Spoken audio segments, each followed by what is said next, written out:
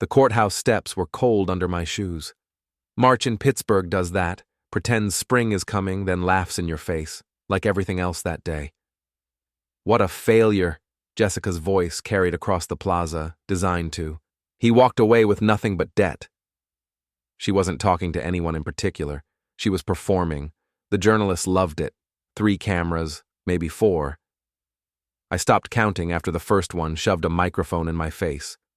Mr. Brennan, how do you respond to the judgment? I didn't. What was there to say? The numbers were public record now. The apartment on Highland Avenue, hers. The country house near Ligonier, hers. The Audi I'd driven for 8 years, hers. And the debt? All mine. $10 million of it. $10 million. I'd built my career on assessing risk for commercial properties. Spent 23 years making sure buildings didn't collapse, didn't poison their tenants, didn't violate fire codes or environmental regulations. I knew how to spot structural weaknesses, how to identify problems before they became catastrophes. But I'd missed the biggest risk of all. Her. Jessica descended the courthouse steps like she was walking a runway. Red dress, black heels, hair perfect. She'd dressed for this, planned it. Behind her came Richard Holloway. Her, what? Boyfriend felt too casual. Lover sounded too romantic. He was a developer. Political connections running back 3 administrations. The kind of guy who got permits approved in weeks instead of months.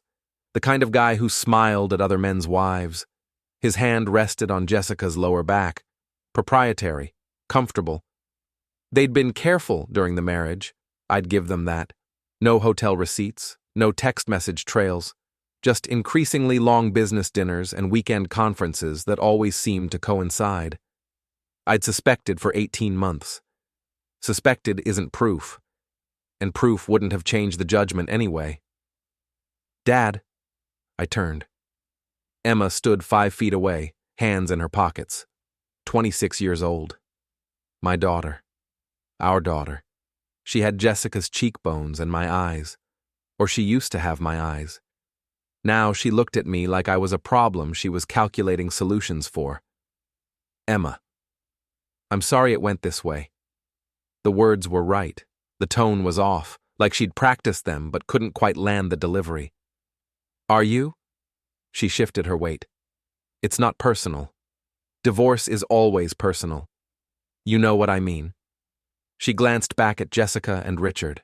They were posing for photos now. Actually posing. Mom made better financial arguments. Her legal team was better. The judge saw that. Her legal team cost $400,000, Emma. Where do you think that money came from? That's not my problem. There it was. The truth under the rehearsed sympathy. Not my problem. She'd made her choice, not because she loved her mother more, not because she was afraid, because she'd done the math. Jessica's side had money. My side had debt. Simple economics. You're right, I said. It's not your problem. Yet. Her eyes narrowed. What's that supposed to mean? Nothing. Good luck with everything. I walked past her. Not quickly. Not slowly. Just walking. 1 foot in front of the other. The parking garage was 2 blocks away. I'd paid $7 to park there this morning. In 4 hours, I'd lost everything I'd spent 2 decades building. $7 felt like a joke. The elevator in the garage smelled like urine and air freshener fighting for dominance. I rode it to level 3, found my car, technically still my car for another 72 hours, and sat in the driver's seat without starting the engine. My phone buzzed. Text from Emma. We should talk soon, about logistics. Logistics. She meant money. She'd been listed as a dependent on our taxes until last year. Now she wanted to discuss logistics. I typed back, sure. Deleted it. Typed, go to hell. Deleted that too. Sent nothing. Another text arrived. This one from Daniel Martinez, my former neighbor from the Highland Avenue building. We'd shared a wall for 6 years, played poker twice a month. His kids called me Uncle Jack. Heard about the judgment. I'm sorry, man, if you need anything. I believed him more than I believed Emma. That made it worse somehow. The phone rang. Unknown number. I answered anyway. Mr. Brennan? Female voice. Professional. This is Claire Hutchins from First National. I'm calling about your account. Which one? All of them, actually. We've been notified of the judgment, and we're required to begin collection procedures on the outstanding business loan. I wanted to reach out personally before any formal action is taken. The business loan. $60,000 I'd borrowed 3 years ago to expand my consulting practice. It had been structured as a joint account. Jessica had co-signed. The judgment didn't include that debt, I said. I'm aware. That's why we're reaching out to you directly. The loan is in your name. We'll need to discuss repayment options. I just lost $10 million in divorce court. I understand this is a difficult time. Do you? Silence. Then, we'll send a formal letter to your current address. You'll have 30 days to respond. She hung up. I started the car. The engine coughed, caught, settled into its familiar hum. I'd bought this Audi used in 2017, rebuilt the transmission myself, changed the oil every 5,000 miles. It ran better than cars twice its price. In 72 hours, Jessica would drive it. I pulled out of the parking garage and headed east. Not home, that wasn't mine anymore. Not a hotel, couldn't afford one. I drove to my office, former office. The lease was in my name, but the judgment had frozen my accounts. I had until the end of the month, 18 days. The building was in Lawrenceville, an old industrial neighborhood that had gentrified aggressively over the past decade. My office occupied the second floor of a converted steel foundry. Exposed brick, tall windows, hardwood floors that creaked. I'd loved this space. I parked in the loading zone. Didn't matter. I wasn't staying long. The stairs echoed. My footsteps, my breathing, my pulse. Everything felt amplified, raw. The office door was unlocked. I'd left it that way this morning. Didn't see the point in locking it. Inside, the space looked exactly as I'd left it. Desk, filing cabinets, computer, framed certifications on the wall. 23 years of work reduced to paper and furniture. I opened the bottom drawer of the filing cabinet. Personal files, birth certificate, passport, tax returns, and underneath them, a manila envelope marked Property Assessments 2023-2024. I'd forgotten about this, completely forgotten. The envelope contained copies of risk assessments I'd conducted on 12 properties over the past 2 years. Standard work, structural integrity, code compliance, environmental hazards. I documented everything. It was my job. 6 of those properties belonged to Holloway Development Corporation. I opened the envelope, flipped through the reports. They were clean, professional, detailed, and they showed problems. Not catastrophic problems, not the kind that shut down construction, but the kind that made insurance companies nervous. The kind that required expensive remediation if anyone bothered to look closely. Holloway had hired me specifically because I had a reputation for discretion. I flagged issues, suggested solutions, didn't broadcast problems unnecessarily. That's how you kept clients. I'd flagged issues on all 6 properties.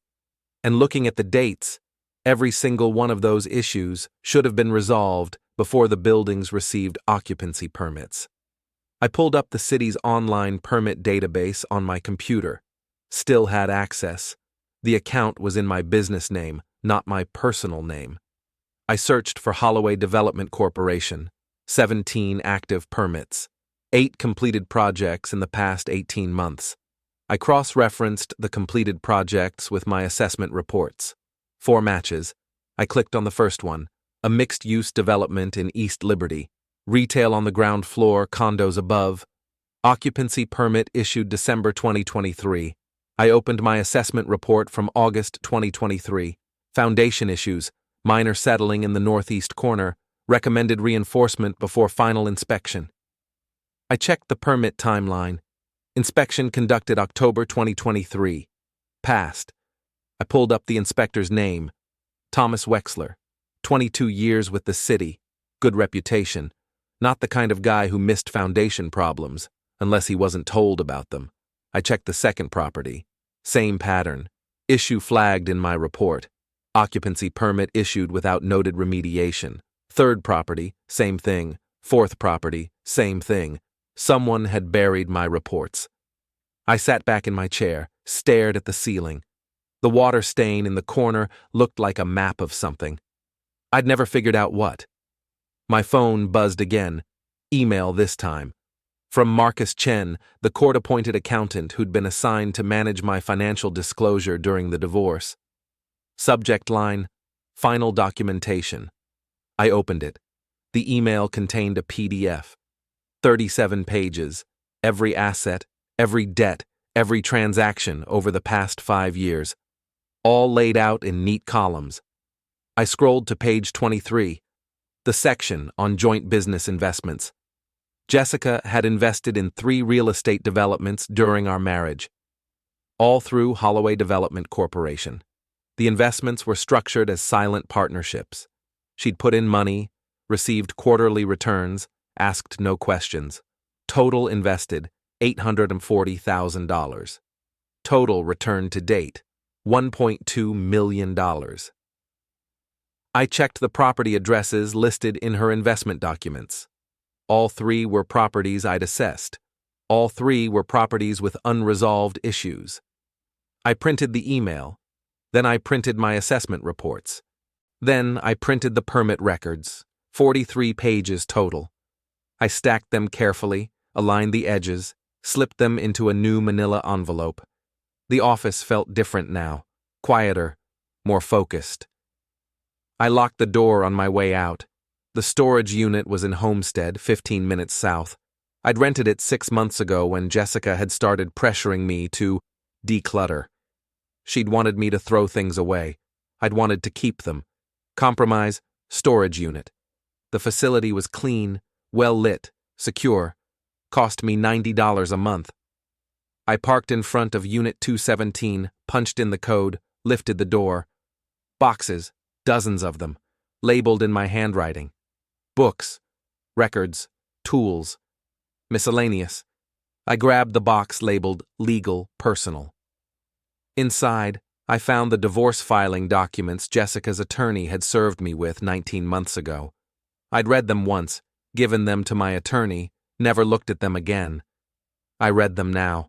The language was specific, precise, clinical. But there was something off about the asset disclosure section. Items were listed, but the valuations were inconsistent. The Highland Avenue apartment was listed at $480,000. Market value was closer to $650,000. The country house was listed at $290,000. Market value was at least $400,000. Someone had deliberately undervalued our assets. And when I'd questioned my attorney about it, he'd told me not to worry, said the court would use independent appraisers. They had. And somehow, the appraisers had come back with numbers that matched Jessica's filing almost exactly. I checked the appraiser's name. Denise Harper, Harper and Associates.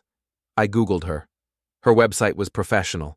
Clean design, testimonials, a list of past clients. One name stood out, Holloway Development Corporation. I sat on the concrete floor of the storage unit and laughed. Actually laughed. It came out wrong, too loud, too harsh. But I couldn't stop. The debt wasn't random. The judgment wasn't bad luck. It was designed. Jessica hadn't been planning a divorce. She'd been planning a demolition. My phone rang. Emma, I answered. Dad, we need to talk. You said that already, in your text. I mean, we really need to talk, face to face. About logistics. About more than that. Her voice had changed. The calculated tone was gone. Now she sounded urgent. Can you meet me? Today? Where? Somewhere quiet, not a restaurant. Maybe that bar on Butler Street? The one with the back patio? Kelly's? Yeah. Can you be there in an hour? I checked my watch. 4:47 p.m. Sure. Dad? She paused. Come alone. She hung up. I sat in the storage unit for another 10 minutes, staring at the boxes. My entire life, packed into cardboard and stacked in a 10 by 10 concrete room. Then I stood up, locked the unit, got back in my car, and drove toward Butler Street. Kelly's bar occupied the corner of a brick building that had probably been a warehouse in its previous life. Now it was a neighborhood spot. Locals, good beer, no TVs, the kind of place where people went to talk, not watch. The back patio was empty, except for Emma. She sat at a table in the corner, hands wrapped around a coffee mug. When she saw me, she didn't smile. I sat down across from her. "Thanks for coming," she said. "You made it sound important." "It is." She glanced around. Still nobody else on the patio. "I need to tell you something." "So tell me." "Mom's planning something. She just took everything I own. What else is there to plan?" "She's worried about you." I almost laughed again. "Worried? Not the way you think. She's worried you're going to fight the judgment. Appeal it or something." "I can't afford an appeal, Emma. I can barely afford this conversation." "That's not what she thinks." Emma leaned forward. "She thinks you're going to cause problems, make noise, embarrass her." "Good." "Dad, I'm serious. She's talking to Richard about options." "What kind of options?" Emma bit her lip. "Legal options, business options. I don't know exactly, but they're worried about your work. My work. Your assessment reports, the properties you've inspected. Richard thinks you might try to use them as leverage." I kept my face neutral. "Why would I do that?" "Because you're angry. Because you just lost everything. Because—" She stopped. Started again. "Look, I don't agree with everything Mom did. But I understand why she's being cautious. Do you? You're a risk assessor, Dad. You know things. About buildings. About code violations. About shortcuts people take." She met my eyes. "Richard's business depends on reputation. One bad report could cost him millions. Then Richard should build better buildings. That's not fair. Neither is 10 million in debt." Emma looked away. When she spoke again, her voice was quieter. "Mom asked me to feel you out, see if you were planning anything." "And what did you tell her?" "I told her you weren't stupid enough to fight a judge's ruling." She looked back at me. "Was I right?" The bartender came out carrying a tray. Young guy. Tattoos on his forearms. He set down 2 glasses of water without asking, then disappeared back inside. I drank half of mine before answering. "What do you think I should do, Emma?" "I think you should move on. Start over. You're good at what you do. You'll rebuild. With 10 million in debt. You can negotiate that. Bankruptcy exists for a reason." "Is that your advice or Jessica's?" "It's common sense." She pushed her coffee mug aside. "Dad, I'm trying to help you. By warning me not to cause problems. By warning you that causing problems will make everything worse." She reached across the table but didn't quite touch my hand. "Please, just let it go." I looked at her, really looked. She was wearing a new watch. Michael Kors. At least $600. Her nails were freshly done. Her coat was new too. I recognized the brand from Jessica's shopping trips. "When did she buy you that watch?" Emma's hand moved to her wrist. "What?" "The watch. When did you get it?" "I bought it myself." "With what money?" "You work part-time at a nonprofit." Her face flushed. "That's none of your business." "You're right. It's not." I stood up. "Thanks for the warning." "Dad, wait." I was already walking. Behind me, I heard her chair scrape against the concrete, heard her say something else. But I was through the bar and out the front door before I could make out the words. I sat in my car for a long time, watched the sun drop below the buildings, watched the streetlights flicker on. Emma had used specific language. Risk assessor. Code violations. Shortcuts people take. Those weren't her words. She'd been coached, told exactly what to say, told how to deliver it. She'd been practicing. My phone buzzed. Text from Daniel Martinez. "Hey man, something weird happened. 2 guys came by the building asking about you. Said they were process servers. But they asked questions that didn't sound like process server questions. Wanted to know about your work schedule, your habits, your visitors. I told them I didn't know anything. Just wanted to give you a heads up. I called him. He answered on the first ring. Jack? What did these guys look like? Corporate, suits. One was older, 50s maybe. The other was younger. They had badges, but I didn't look at them closely. Did they say what company they were with? No, they just said they needed to serve you papers. But like I said, the questions felt off. Did they leave a card? Nope, just asked their questions and left. Thanks for the warning. You okay, man? Yeah, just been a long day. I bet. Listen, Maggie and I were talking. If you need a place to crash for a few days, I appreciate it. I'm okay. The offer stands. I hung up. Process servers didn't ask about habits. They asked about addresses and work schedules. They served papers and left. These weren't process servers. I started the car and drove.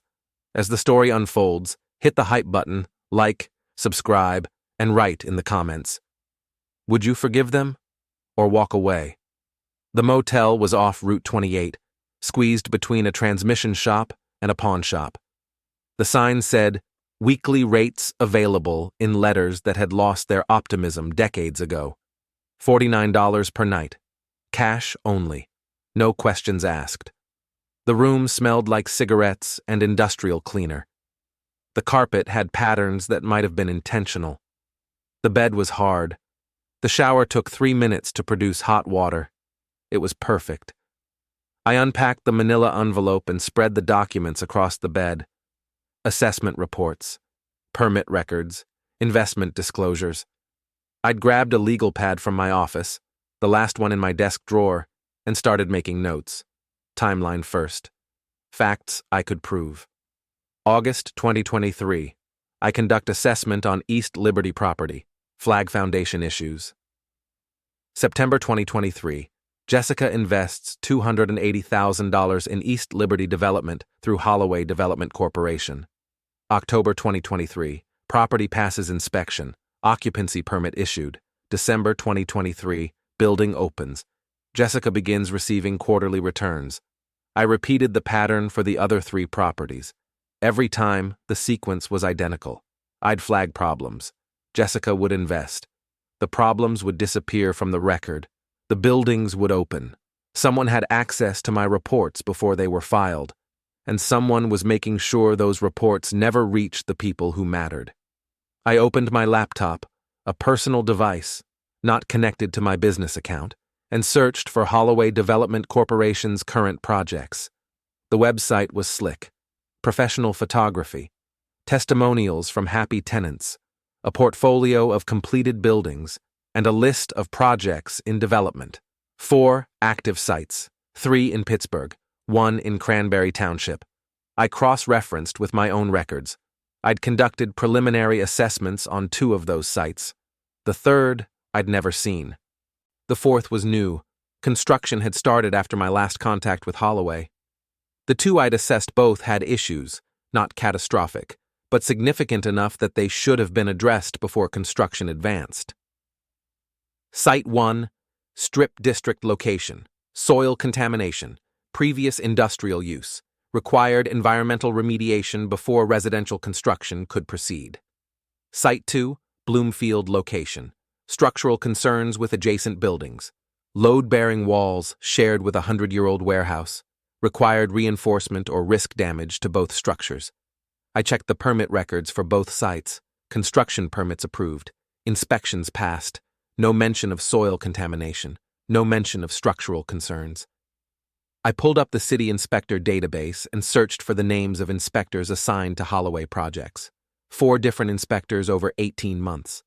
But one name appeared more frequently than others, Thomas Wexler. I Googled him, found a LinkedIn profile, 47 years old, municipal building inspector for 22 years. Before that, private sector construction management. No red flags, no disciplinary actions, no news stories. But he'd signed off on every Holloway project I'd flagged. I made another note. Wexler. How? My phone buzzed. Email from the Pennsylvania Bar Association. Subject line, disciplinary action notice. I opened it.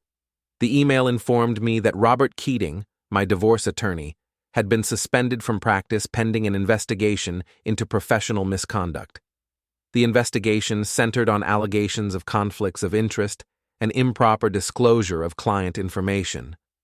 The suspension had been issued 3 days ago, 3 days before my final court hearing. I called Keating's office, got voicemail. His outgoing message said he was on indefinite leave and referred callers to another attorney for urgent matters. I hung up. Then I called the Pennsylvania Bar Association's disciplinary board. A receptionist answered. Professional. Polite. I'm calling about the suspension of Robert Keating, I said. I was one of his clients. I can transfer you to the intake coordinator. What exactly is he accused of? I'm not able to discuss specifics, but if you were affected by Mr. Keating's conduct, you can file a complaint. The intake coordinator can help you with that process. Was he working with opposing counsel? Sir, I really can't comment on ongoing investigations. Can you tell me who filed the complaint? No, sir. That information is confidential. Can you tell me anything? Pause. If you were Mr. Keating's client, you should consider seeking independent legal review of your case. She transferred me before I could respond. The intake coordinator was less polite and more direct. She asked for my name, my case number, the dates of Keating's representation. I gave her everything. Mr. Brennan, she said after reviewing her notes, I'm showing that your case concluded yesterday. Is that correct? Yes. And the judgment was finalized? Yes. Then, unfortunately, the suspension doesn't affect your ruling. The investigation pertains to conduct during active cases, not completed ones. Even if he was compromised during my case? Unless you can demonstrate that his compromise directly impacted the judgment, there's no grounds for appeal. Judicial rulings are based on evidence and arguments presented, not on attorney misconduct after the fact. The suspension was issued before the final hearing. The investigation was initiated before. The suspension was issued after. There's a distinction. I thanked her and hung up. Keating had been dirty. The Bar Association knew it, but the timing meant I couldn't use it. Convenient. I looked at the documents spread across the bed. Then I looked at my laptop screen. Then I looked at the water-stained ceiling of the motel room. Pattern recognition. That was my job. Looking at buildings, looking at reports, looking at data, and finding the connections other people missed. Jessica hadn't gotten lucky. Richard hadn't gotten clever. They'd gotten organized. And Emma had been coached. Someone was 3 steps ahead of me. But they'd made one mistake. They'd assumed I'd disappear quietly. I gathered the documents and put them back in the envelope. Then I took a shower. The water was lukewarm by the time I finished, but it was enough. I dried off, got dressed, checked out of the motel. It was 9:43 p.m. when I pulled into the parking lot of Holloway Development Corporation's office. The building was dark except for the lobby lights, security lights, probably on timers. The parking lot was empty except for one car, a BMW sedan parked near the entrance. I waited. At 10:15, a man emerged from the building. 50s, gray suit, carrying a briefcase, Thomas Wexler. I recognized him from his LinkedIn profile photo. He walked to the BMW, unlocked it, put his briefcase in the back seat. I started my car. He pulled out of the parking lot heading west. I followed 3 cars back. Standard tail procedure. Not that I'd ever tailed anyone before, but I'd watched enough TV to know the basics. He drove for 12 minutes. Residential neighborhood, nice houses, lawns, 2-car garages. He pulled into a driveway. Colonial-style house. Lights on in the windows. I drove past, parked 2 blocks away, walked back. The neighborhood was quiet. Street lights every 50 yards. A dog barked somewhere. A TV flickered behind curtains. I stood across the street from Wexler's house and watched. Through the windows, I could see him moving. Kitchen, living room. He was talking to someone, a woman, maybe his wife. They were laughing. I took a photo of the house with my phone, then another of his car, then another of the street number. I didn't know why yet, but information was leverage, and I was running low on leverage. I walked back to my car and drove to the Strip District. The construction site was behind a chain-link fence, orange safety netting, construction equipment silhouetted against the night sky. A sign on the fence read, "Future Home of Liberty Residences. Luxury living in the heart of Pittsburgh. Holloway Development Corporation." I parked across the street and studied the site. The foundation was poured. Framing had started on the first floor. Rebar jutted up from concrete like broken fingers. This was the site I'd flagged for soil contamination. I'd recommended environmental remediation before construction. Specifically, I'd recommended removing 18 inches of topsoil and replacing it with clean fill. Cost estimate, $120,000. Looking at the construction, I could see they'd poured the foundation directly onto existing soil. No remediation. I pulled up my assessment report on my phone, read through it again. The contamination wasn't severe. Industrial solvents from the building's previous life as a machine shop. Not immediately dangerous, but enough to cause problems long-term. Groundwater contamination, potential health issues for future residents, the kind of thing that would cost millions to fix after the building was occupied, the kind of thing that would destroy a developer's reputation if it became public. I took photos of the site, the foundation, the soil, the construction equipment. Then I drove to Bloomfield. The second site was smaller, wedged between existing buildings. The construction was further along, 3 stories of framing, exterior walls starting to go up. This was the site with structural concerns. I'd recommended reinforcement of the shared wall with the adjacent warehouse.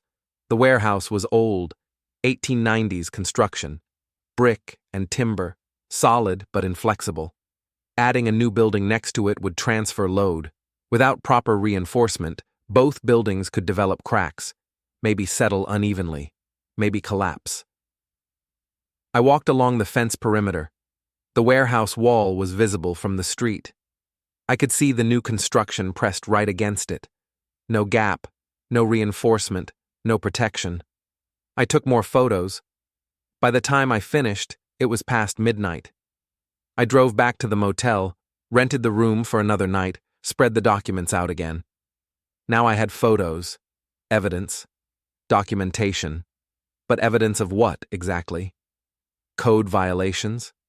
Maybe. But proving they were intentional required more than photos and reports. I needed to connect the dots, prove that Wexler knew about the violations, prove that Richard knew, prove that Jessica's investments were tied to properties with buried problems, prove conspiracy. My phone rang. Unknown number. I answered, heavy breathing. Then a voice, male, angry. "Stop digging!" "Who is this?" I checked the number. Blocked. I set the phone down on the nightstand and stared at it. They knew I was looking. Good. I opened my laptop and started writing. The diner was a 24-hour place on Penn Avenue. Fluorescent lights, cracked vinyl booths, coffee that tasted like it had been brewed during the Nixon administration. I sat in the back corner with my laptop and the manila envelope. The waitress, name tag said Ruth, brought me coffee without asking and left the pot on the table. "Rough night?" she asked. "Long week?" "I hear that." She walked away. I opened a fresh document and started typing. Not a story, not a complaint, a timeline. Every detail I could remember from the past 2 years, every conversation with Keating, every email from Jessica's attorney, every date on every report. 4 hours later, I had 17 pages. The sun was coming up when I paid my bill. Ruth didn't ask why I'd been there all night. Probably saw worse. I drove to my office. Former office. The building was quiet. Wednesday morning. Most businesses didn't open until 9. I unlocked the door and went to my filing cabinets. I'd already grabbed the recent assessments, but I had 10 years of reports in these drawers, 10 years of buildings, clients, Problem solved. I started with the H's, Holloway Development Corporation. 3 files, 27 reports total, dating back to 2019. I pulled them all. Then I cross-referenced with the permit database. Every building I'd flagged for problems over 5 years had passed inspection. Every single one, and Wexler had signed off on most of them. But it was the early reports that interested me most. 2019. A report on a South Side development. I'd flagged electrical issues. The report went to Holloway, copy to the city inspector. Different inspector back then, not Wexler. A woman named Patricia Gonzalez. I checked the permit database. The electrical issues had been noted. Remediation was documented. The building opened 6 months after my assessment. Standard procedure. Problems found, problems fixed. Everyone did their job. I checked 2020. Same pattern. Problems flagged, problems addressed, clean permits. 2021. Pattern started to change. Wexler appeared for the first time. A strip district project. I'd flagged foundation issues. The permit records showed the issues were noted, but marked as acceptable deviation from standards. Acceptable deviation. That was inspector language for technically a problem, but we're letting it slide. I kept going. 2022, 3 projects, all signed by Wexler, all with acceptable deviations. 2023, 6 projects. Wexler signed all of them. 2 had acceptable deviations. 4 had no issues noted at all, despite my reports clearly documenting problems. The problems hadn't gotten worse over time. The documentation had gotten quieter. I opened my laptop and searched for Patricia Gonzalez. She'd left the city inspector's office in 2020, moved to Philadelphia, new job with the Pennsylvania Department of Environmental Protection, promoted, not fired. I searched for her replacement. The record showed that position had been filled by 2 different inspectors over an 18-month period. High turnover. Budget cuts, probably. Then Wexler had taken over the zone, permanently. I checked his work history again. He'd been with the city for 22 years, but he'd bounced between different zones, never stayed in one area for more than 3 years, until he landed in the zone that covered most of Holloway's projects. Coincidence. Or design. My phone buzzed, text from Daniel Martinez. Those guys came back, different guys this time, still asking questions. I told building management. They said they'd alert security. You should probably know. I called him. Jack, what's going on? He sounded worried. I don't know yet. These guys aren't messing around. The second pair was more aggressive. They wanted to know if you'd been back to the building, if you'd taken anything with you. What did you tell them? Nothing. I told them to leave or I'd call the police. They left. Did you get a photo? No, but one of them had a company badge. I caught a glimpse. Said Sentinel Risk Management. You sure? Pretty sure. Why? You know them? No, but I'll find out. I hung up and Googled Sentinel Risk Management. The website was corporate, professional, vague. They offered discreet security solutions for high-value clients. Services included asset protection, investigation services, risk mitigation, the kind of company that didn't advertise what they really did. I clicked on the contact page, a form, no phone number, no address. I went back to Google and searched Sentinel Risk Management Pittsburgh. One result, a business registry listing. The company was registered in Delaware, common for corporations that wanted privacy, but they had a local office listed on Smithfield Street, downtown. I checked the address, recognized it. Professional building, lawyers, accountants, the kind of place where you paid for discretion. I made another note. Sentinel, who hired? My phone rang. Number I didn't recognize, but it was local. I answered. Mr. Brennan? Male voice, professional, cold. My name is Graham Stewart. I represent Holloway Development Corporation. We need to schedule a meeting. About what? About your conduct over the past 72 hours. You've been observed at several construction sites owned by my client. You've been taking photographs. You've been accessing private property without authorization. The sites are visible from public streets. Nevertheless, your behavior constitutes harassment. My client is prepared to seek a restraining order if this continues. Tell your client I'm conducting legitimate business research. You're not employed anymore, Mr. Brennan. You don't have business to research. How do you know I'm not employed? Silence. Then, your business license lapsed. It's public record. My license is active through June. Regardless, the point is someone's worried about what I might find. Another pause. Mr. Brennan, I'm trying to resolve this professionally. But if you continue to trespass, continue to harass my client's employees, continue to interfere with active construction projects, we will pursue legal action. Do you understand? I understand that your client has something to hide. This conversation is over. You'll be receiving formal notice within 24 hours. He hung up. I sat in my office chair and looked at the ceiling. The water stain had spread since yesterday. Or maybe I was just noticing it more. They'd moved from quiet intimidation to open threats. That meant I was close to something. I gathered the files and took them to a copy shop 3 blocks away. Made duplicates of everything. The assessment reports, the permit records, the permit database screenshots, the photos from last night. Cost me $63.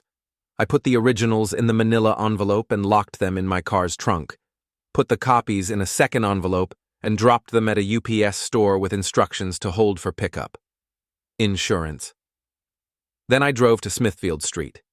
Sentinel Risk Management occupied Suite 804. The building had the kind of lobby that was designed to make you feel small. Marble floors, high ceilings, security guard at a desk. I walked past him to the elevators. Sir, you need to sign in. I pressed the elevator call button. Sir.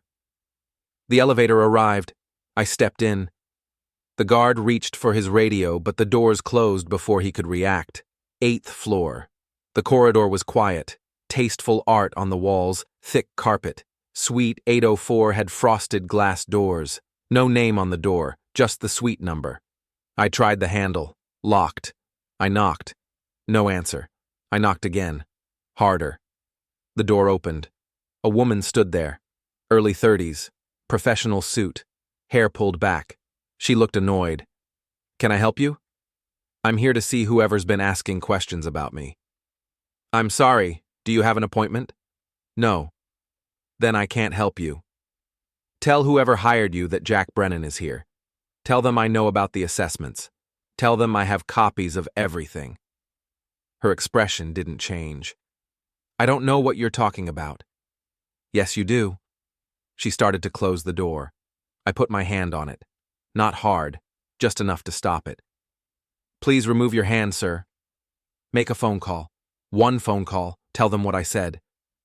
If you don't remove your hand, I'll call building security. Do that. When they get here, I'll tell them why I'm here. In the lobby, where everyone can hear. She studied me for 3 seconds. Then she stepped back. Wait here. She closed the door. I heard her footsteps. Heard her voice, muffled. Couldn't make out words. 2 minutes later, the door opened again. A man stood there now. 50s. Gray hair. Expensive suit. The kind of face that had negotiated a lot of deals. Mr. Brennan, you know who I am. I know who you are. He stepped aside. Please come in. The office was smaller than I expected. 1 reception area, 2 closed doors behind it. Minimalist furniture. No personality. The man gestured to a chair. I sat. He sat across from me. My name is Marcus Webb, he said. I own this company. Who hired you? You know I can't answer that. Holloway Development Corporation. He smiled. Didn't confirm. Didn't deny. What do you want, Mr. Brennan? I want you to stop sending people to harass my former neighbors. We haven't harassed anyone. We asked questions. Standard due diligence. Due diligence for what? Our clients have concerns about potential business conflicts. We investigate those concerns. What conflicts? You're a property risk assessor. You've worked with several major developers over the past decade. Those developers have competitors. Conflicts arise. That's a lot of words that don't mean anything. It means you have access to information that could be valuable to the wrong people. You mean my assessment reports. Among other things. So you're here to make sure I don't share those reports. We're here to protect our clients' business interests. I leaned forward. Here's what I think. I think your client buried my reports. I think they paid off a city inspector. I think they've been cutting corners for years, and I think they're worried I'm going to expose them. Webb's expression didn't change. That's quite a theory. It's not a theory. Do you have proof? I have copies of everything. Copies of your own reports aren't proof of wrongdoing. They're proof that you did your job. The permits don't match my reports. Permits are reviewed by city officials. If there are discrepancies, that's a city problem, not a developer problem. Thomas Wexler. Webb blinked. First real reaction. Thomas Wexler signed off on every permit where my reports were buried, I continued. And Thomas Wexler meets with your client, in your client's office, after hours. How do you know that? I followed him. That could be considered stalking, Mr. Brennan. It's called investigation. Webb stood up. I think we're done here. We're not done. Yes, we are. He walked to the door and opened it. You've made your position clear. I'll relay your concerns to my client. But I'll also relay this. If you continue to interfere with their business operations, if you continue to trespass on their properties, if you continue to spread unfounded accusations, they will pursue every legal remedy available. Tell them I'm looking forward to it. I walked to the door. Stopped, turned back. One more thing. You're not the only one with resources. You're not the only one who can investigate, and you're not the only one who can make someone's life difficult. Webb's smile was cold. Is that a threat? It's a promise. I left. The elevator ride down felt longer than the ride up. My hands were shaking, adrenaline, anger, something. The security guard looked up when I crossed the lobby. Sir, you need to sign out. I kept walking. Outside, the morning had turned gray. Rain was coming. I could smell it in the air. I got in my car and drove. Didn't know where I was going at first. Just drove. East, through Lawrenceville, through Bloomfield, through Garfield. I ended up at the cemetery on Penn Avenue. My parents were buried there, side by side, died within 8 months of each other. Cancer and heart failure, the usual way. I hadn't visited in 2 years. I found their graves, read the headstones, dates, names, beloved parents. My father had been a steelworker, 33 years at the Edgar Thompson Works. He'd built things, real things, tangible things. He'd never understood why I'd chosen risk assessment instead of construction. You're telling people what's wrong instead of making things right, he'd said once. At the time, I'd argued with him, explained that preventing problems was just as important as building things. Now I wondered if he'd been right. I sat on the ground next to his grave. The grass was wet, my pants soaked through. I didn't care. I made a mess, I said out loud. Didn't care if anyone heard. Got married, had a kid, built a business, and I lost it all in one day. The wind picked up, trees swayed. A crow landed on a nearby headstone, watched me for a moment, then flew away. She took everything, and Emma helped her. My own daughter helped her. My voice cracked. I stopped talking. I sat there for 20 minutes, maybe longer. Time felt negotiable. When I finally stood up, my legs were stiff. The rain had started, light, steady. I walked back to my car. My phone buzzed as I got in, text from an unknown number. Stop or you'll regret it. I deleted it. Then I drove to the library.